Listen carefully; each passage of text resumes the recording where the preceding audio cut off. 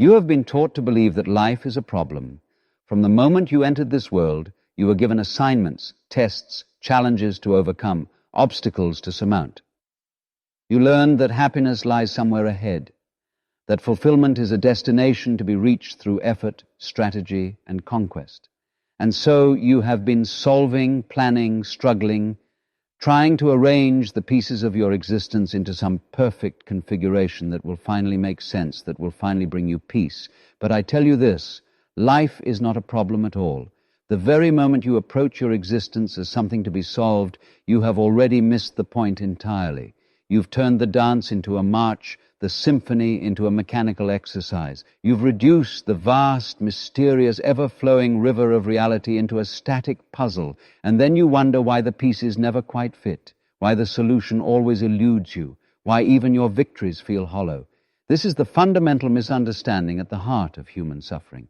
We've been educated out of our natural way of experiencing reality. We've been trained to think that life is something we must get right, that we must figure out, that we must control. And in this process of trying to solve life, we've lost the capacity to simply live it. We've become so preoccupied with the map that we've forgotten about the territory, so busy reading the menu that we've forgotten to taste the meal. Life is not a problem to solve. It is a mystery to experience. And there is an enormous difference between the two. A problem demands a solution. It implies that something is wrong, that something needs fixing. A mystery, on the other hand, invites participation. It beckons you to enter into it, to move with it, to become one with it. You don't solve a mystery in the way you solve a mathematical equation. You live it, you breathe it, but you dance with it. Think about music for a moment. When you listen to a symphony, do you spend the entire performance waiting for the final note? Do you say to yourself, "At last, we've arrived at the end. That's what the whole thing was about"? Of course not. The point of music isn't to reach the finale. The point is the music itself, the unfolding, the development, the interplay of sound and silence in each present moment.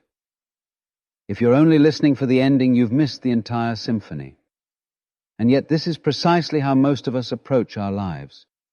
We're always waiting to arrive, always postponing our awareness to some future moment when everything will finally be sorted out. We tell ourselves, when I get that job, when I find that relationship, when I achieve that goal, when I solve this problem, then I'll be happy, then I'll be able to relax, then life will truly begin. But life is already happening. It's happening right now in this very moment, whether you're paying attention or not. The stream is flowing, the music is playing, the mystery is unfolding before your very eyes. And you're sitting there with your calculator trying to figure it all out, trying to get it right, trying to solve what was never meant to be solved. Now, when I say that life is a mystery to experience rather than a problem to solve, I'm not suggesting that you should abandon all practical thinking or stop making plans. There's nothing wrong with thinking, with planning, with solving genuine problems when they arise. If your car breaks down, by all means, fix it. If you're hungry, find food. These are simple, practical matters. What I'm pointing to is something much more fundamental. It's the attitude with which you approach existence itself. It's the difference between living in a constant state of resistance, always fighting against what is, always trying to manipulate reality into conforming to your mental image of how it should be, and living in a state of radical acceptance and participation in the present moment.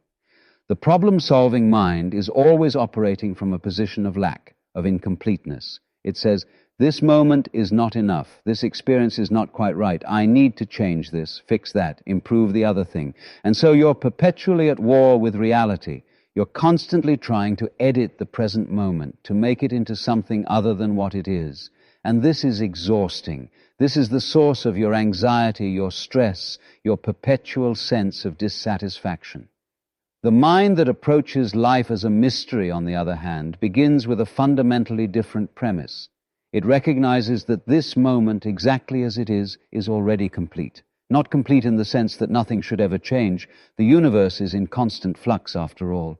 But complete in the sense that this present moment is the only reality there is. It's not a stepping stone to some better future moment. It's not a problem to be transcended. It is the whole show, the entire performance happening right now. You see, the Western mind has been deeply conditioned by a particular way of thinking that treats time as if it were a line stretching from past to future, with the present as merely a moving point along that line. We think of ourselves as travelers on this line, always heading somewhere, always in transit. The past is behind us, fixed and unchangeable. The future is ahead of us, uncertain and demanding preparation. And the present? The present is just this thin razor's edge between what was and what will be, hardly worth attending to because we're so busy learning from the past and planning for the future. But this is a complete fabrication of the conceptual mind. Time, in the way we experience it directly, is nothing like a line. The past is a memory occurring now. The future is a thought occurring now. There is only ever this eternal present moment, this ever-flowing now, constantly refreshing itself, constantly new. The problem-solving approach to life is rooted in this illusion of linear time. It says, I am here and I need to get there. It creates a separation between where you are and where you think you should be. And in creating this separation, this gap, it generates the entire mechanism of striving, struggling, and suffering. You're always trying to bridge a gap that exists only in your imagination. Consider how a cat experiences life. Does a cat wake up in the morning and think, what is the purpose of my existence? What problems must I solve today? How can I optimize my catness? Of course not. The cat simply is. It experiences its existence directly, without the mediating filter of all these conceptual problems. When it's hungry, it seeks food. When it's tired, it sleeps. When it wants to play, it plays. It doesn't spend its time worrying about whether it's living correctly, whether it's achieving its feline potential, whether other cats are more successful. Now, I'm not suggesting we should all aspire to be cats, though there might be something to that. What I'm pointing to is this. The cat hasn't lost touch with the fundamental nature of existence. It hasn't created an elaborate mental structure that separates it from the direct experience of life. It participates in the mystery naturally, effortlessly. Human beings, on the other hand, have developed this extraordinary capacity for self-reflection, for abstract thought, for creating elaborate models of reality. This is both our greatest gift and our greatest curse. We can compose symphonies, build civilizations, explore the cosmos, but we've also developed the ability to separate ourselves from our own experience, to live almost entirely in our heart. Eads lost in conceptual thinking about life, rather than in the direct living of it. And here's the peculiar thing. The more we try to solve life, the more problems we create. It's like trying to smooth out water by patting it with your hand. You only create more ripples.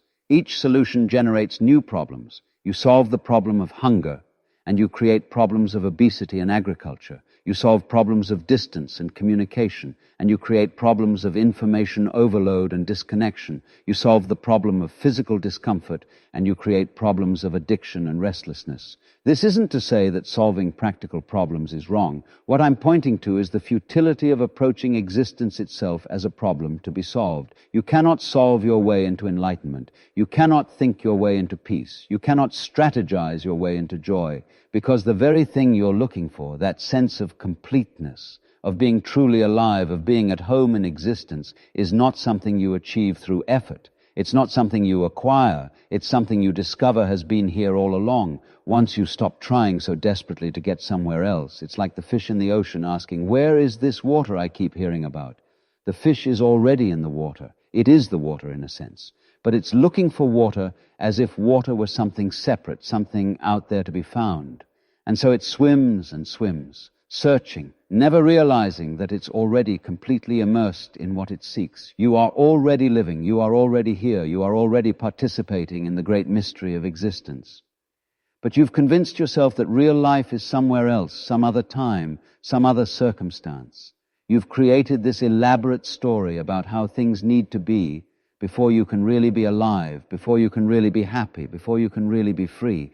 And this story, this problem-solving narrative, has become a prison. You're locked in a cage made of thoughts about how we should be different from how it is. The bars are made of if only and when finally and as soon as.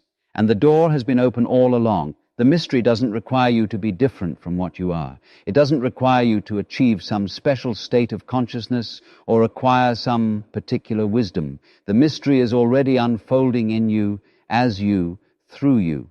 Every breath is the mystery breathing itself. Every heartbeat is the mystery pulsing. Every thought, every sensation, every moment of awareness is the universe experiencing itself from this particular point of view. So how does this understanding change the way you actually live? What difference does it make to recognize that life is a mystery to experience rather than a problem to solve? Everything changes. When you stop treating your existence as a project to be completed, a problem to be fixed, you discover a completely different way of being in the world. You stop resisting what is. You stop the constant internal argument with reality. You stop measuring every moment against some imaginary standard of how it should be. Let's take something as simple as your daily experience of waking up in the morning. The problem-solving mind wakes up with an immediate agenda. What do I need to accomplish today? What problems am I facing? What's wrong that needs fixing? Before you've even gotten out of bed, you've already begun the day's campaign against reality. You're already in a state of tension, bracing yourself for the challenges ahead. But what if you woke up with a different orientation? What if, instead of immediately cataloging problems, you simply opened your awareness to the sheer miracle of being alive, the warmth or coolness of the air on your skin, the quality of light coming through the window, the sounds of the world waking up around you, the mysterious fact that here you are, conscious or aware, experiencing this moment. This isn't some kind of positive thinking exercise. I'm not suggesting you paste a smile on your face and pretend everything is wonderful when it isn't. What I'm pointing to is a fundamental shift in your relationship with experience itself. Instead of immediately judging each moment as good or bad, problem or solution, you simply meet it as it is. This doesn't mean you become passive or stop taking action in the world. Quite the opposite. When you're not constantly at war with reality, when you're not exhausting yourself trying to force life into some predetermined shape, you actually become more responsive, more creative, more effective. Think about water. Water doesn't fight against obstacles. It flows around them, over them, through them. It adapts perfectly to whatever container it finds itself in. It's the most flexible substance, and yet it can wear down the hardest rock. It accomplishes everything without struggle, without resistance, simply by being true to its nature. This is what happens when you stop trying to solve life and start experiencing it. You become like water. You remain fluid, responsive, present. You don't waste energy resisting what is.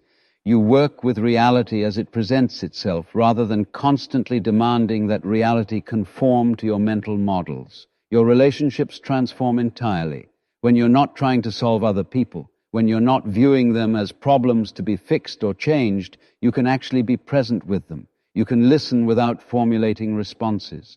You can love without conditions. You can allow people to be who they are without the constant mental commentary about how they should be different.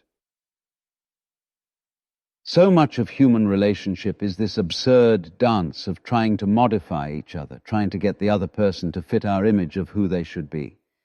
And then we wonder why there's so much conflict, so much disappointment. We're not actually relating to real people. We're relating to our thoughts about how people should be. When you let go of this problem-solving approach, when you meet people as they are rather than as you think they should be, something miraculous happens. Real connection becomes possible.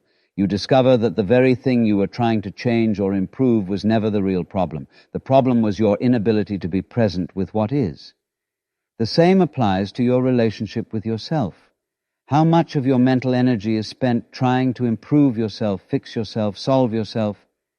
You have this image of who you should be, more confident, more successful, more disciplined, more spiritual, and you measure your actual self against this ideal, finding yourself perpetually lacking. But who is this self that needs improving? And who is doing the improving? You see the absurdity here. It's like trying to make your hand catch itself. The one who is trying to improve is the very one who feels inadequate. The one who is seeking is the very one who feels lost. You're creating a problem where none exists and then exhausting yourself trying to solve it. What if you simply stopped? What if you recognized that this whole game of self-improvement is just another form of resistance to what is? I'm not saying don't learn, don't grow, don't develop skills or wisdom.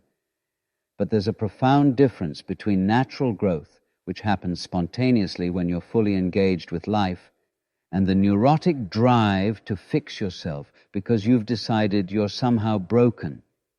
You're not broken. You were never broken. Your life itself happening. You're the mystery expressing itself in this particular form, in this particular moment. And the mystery doesn't need to be improved. It simply needs to be experienced fully, completely, without reservation. The deepest transformation occurs when you begin to see through the illusion of the separate self. This entity you've been assuming yourself to be, this isolated individual cut off from the rest of existence, struggling to survive, to succeed, to solve all these problems in order to finally be okay. This sense of yourself as a separate, independent self is the root of the problem-solving mentality. It's what creates the feeling that life is happening to you, that you're a subject in a world of objects, that you must defend yourself, improve yourself, protect yourself from a universe that is fundamentally other than you. But look closely at this separate self. Where is it exactly? Can you locate it? Is it your body? But your body is constantly changing, constantly exchanging atoms and molecules with the environment.